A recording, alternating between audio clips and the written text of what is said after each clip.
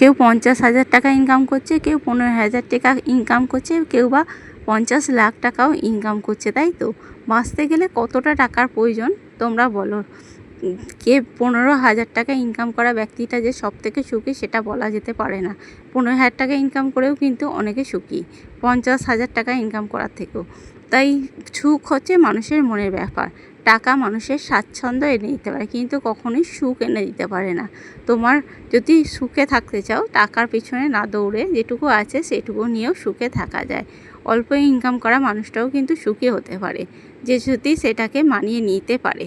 চলো, বলতে বলতে তোমাদের সাথে আমি আমার লাঞ্চ থালি শেয়ার করছি কালকের। দেখো, এখানে ঝিঙে আলু পোস্তর তরকারি হয়েছে, পটল ভাজা হয়েছে, করলা আলু ভাজা হয়েছে, ঢেঁড়সের তরকারি আর ডিমের ঝাল। এটাই ছিল আমার কালকের দুপুরের লাঞ্চ থালি। সেই সাথে আজকে সকালবেলা 6টার সময় কী রান্না করেছিলাম সিম্পল লাঞ্চ বক্সের জন্য, সেটাও তোমাদের সাথে শেয়ার করছি। চলো দেখো, আমি ঢেঁড়স ভেজে নিয়েছি, আর এখানে হচ্ছে আলু, এখানে ভাত হচ্ছে, আর এখানে দেখো ঢেঁড়স আলু পোস্তর তরকারি হবে।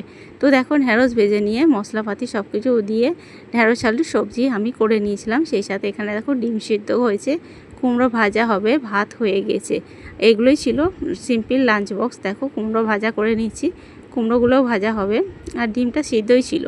Simple lunch box. সকালবেলা বিশেষ কিছু রান্নাবান্না হয় না, কারণ দুপুরের দিকে আবারও আমাদের রান্নাবান্না হয়। তো দেখো, আমার লাঞ্চ বক্স রেডি হয়ে গেছে। কেমন লাগলো ভিডিওটি অবশ্যই কমেন্ট করে জানিও। যদি ভালো লেগে থাকে তবে অবশ্যই লাইক, কমেন্ট, শেয়ার ও সাবস্ক্রাইব করে পাশে থেকো বন্ধুরা। আর সেই সাথে করে নিয়েছিলাম পেঁয়াজে ডিম ভাজা। আর এখানে দেখো, দুপুরবেলার জন্য একটু তরকারিও রেখেছিলাম, সেটাই তোমাদের সাথে শেয়ার করছি। ভালো লাগলে ভিডিওটি শেয়ার করে পাশে থেকো বন্ধুরা। সবাইকে শুভ সকালের শুভেচ্ছা বন্ধুরা। সবার সারাটা দিন যেন খুব ভালোভাবে থাকবে। আর ভালো লাগলে ভিডিওটা সাবস্ক্রাইব করে পাশে থেকো বন্ধুরা।